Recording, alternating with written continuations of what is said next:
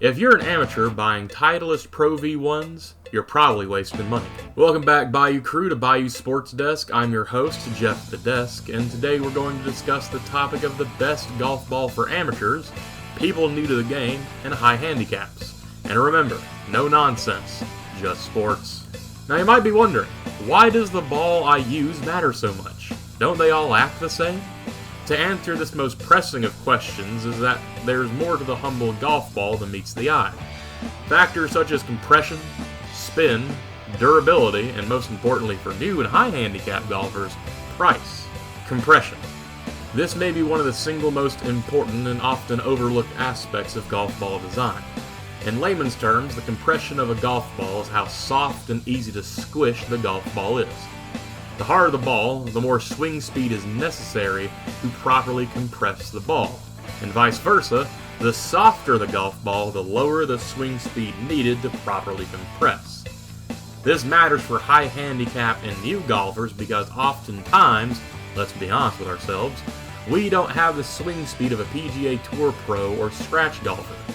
Oftentimes, when one is just getting into the game, focusing on power gives rise to hooks, slices, worm burners, and other such undesirable effects that cause the ball to go wildly off course. Therefore, the amateur, when beginning, often sacrifices speed and power for increased accuracy and consistency.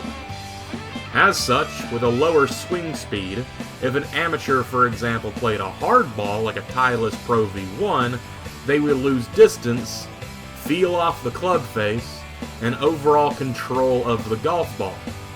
Common telltale signs of a golf ball being too hard for the golfer in question is the ball feeling like you're hitting a rock, lower launch angle, shorter than expected distance, and shots feeling dead or wildly inconsistent.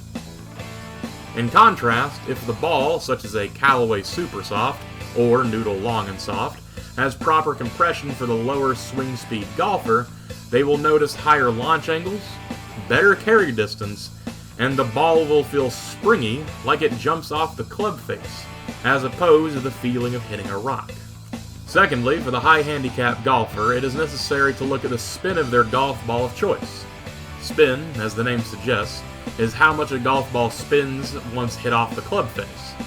Spin can hurt amateur golfers because oftentimes they already hook and slice their shots, and a higher spin rate only further punishes their mishits by amplifying the hook or slice. Spin is good, however, around the green to stop the ball from rolling out an additional 10 yards or more on an approach shot. However, most amateur golfers don't control spin. Spin controls them and their shots. Therefore, for the amateur golfer, a ball that won't brutally punish mishits with excessive spin is essential. Next up, we have durability. Durability is a golf ball's ability to withstand the use, and often abuse, amateur golfers put the ball through. This can include landing on cart paths, hits into a tree, chunking the ball with wedges, and so on and so forth. Some premium balls scuff easily, have softer covers for increased spin and grip on the green, and as such wear and tear much faster than a cheaper ball that isn't so concerned with performance, but with the rigor of prolonged amateur use. An example of this, I once played at my local municipal course, and they had cart paths going through the middle of some fairways as they were constrained for space when developing it. As such, I had several balls unfortunately land right onto the cart paths. Two balls in question were the Srixon Q-Star Tour and Noodle Long and Soft. After landing on the cart path, the Srixon had noticeable damage to the dimpling where it had struck, whereas the Noodle had minimal scratches and was still playable. As a result, for most amateur golfers, durability matters far more than theoretical greenside control. Perhaps the biggest reason for amateurs to opt for cheaper and softer balls, however, is the price. For example, if an amateur loses 6 balls per round due to shanks, hooks, and water hazards, that is often half of an entire box of 12 balls. For example, on Amazon, at the time of recording, a single box of 12 Titleist Pro V1s is $60. At $5 per ball, if the amateur loses 6 balls per round, that's a whopping $30 in balls lost in a single round. If the amateur plays even one 18-hole round per week, that's $124 in just 1 month in lost balls alone. Compare this to a cheaper option such as the Noodle Long and Soft, and at time of recording, a box of 24 balls is $18. That's a mere 75 cents per ball. If the amateur loses 6 balls per round and plays the same one 18-hole course per week, that works out to a mere $18 per month in lost balls versus the Pro V1's $124 per month. The math for high handicaps and amateurs simply favors the cheaper and softer balls and a no-contest head-to-head on price. Plus, with the money saved from not losing as many balls, the amateur can perhaps use the saved money to get lessons from a coach to greatly improve their game. So if you're an amateur golfer and you want to know which ball is best for you, I have 3 categories of ball that may strike your fancy. Category 1 is best overall value. These balls are consistent, the cheapest, best value for money, and will hold up to the rigors of the amateur game. The first balls is the balls you find while playing on the course. No joke, if you're consistently finding yourself losing 6+ balls a round, perhaps try to find other balls when you're looking for your one shot that went 20 foot into the woods. There's no shame in it, as this is even when I was a young golfer just getting into the game how I accumulated balls without breaking the bank. And who knows, maybe you'll hit a cheaper ball like a Bridgestone and find a Callaway Super Soft or 2 while searching. My second pick for this category is the humble Noodle Long and Soft. For the performance, and especially price point of this ball, in my experience it can't be beat. I shot some of my best games with this ball, and I can highly recommend it.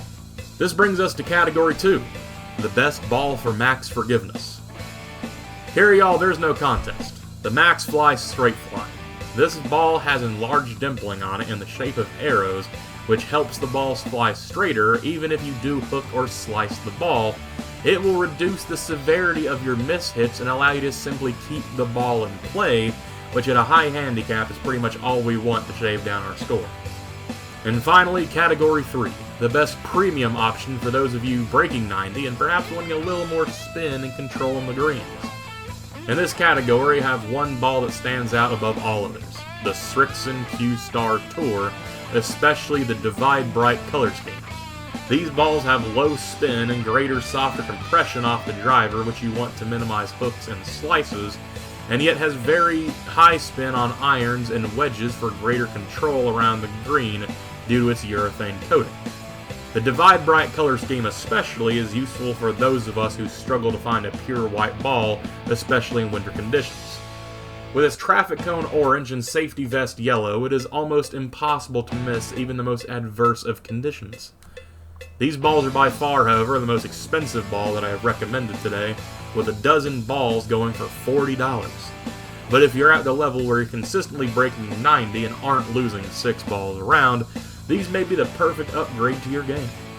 Now you may be asking, Jeff, what balls do you play? Well, for holes that have a lot of hazards and razor-thin fairways with lots of woods on either side, I use the humble Noodle Long and Soft for its cheaper price and lower spin. However, for wide-open fairways and safer holes, I am an avid user of the Srixon Q-Star Tour Divide Bright ball, as I love its launch off the driver and its increased control around the greens, especially with bump and runs in putting. So to recap, if you're losing a lot of golf balls per round, there's no shame in buying cheaper and more durable golf balls. If you hook and slice, buy balls with more forgiveness, and above all, work to improve your game and swing, and don't worry as much about buying the most premium high-performance ball you can find. So to finish off, Bayou Crew, sound off in the comments. What ball do you use and why? Did this video help you reconsider your ball selection? What did you find most helpful? Respond down below, remember to like and subscribe, and thank you very much for watching. This has been Bayou Sports Desk with your host, Jeff at the desk.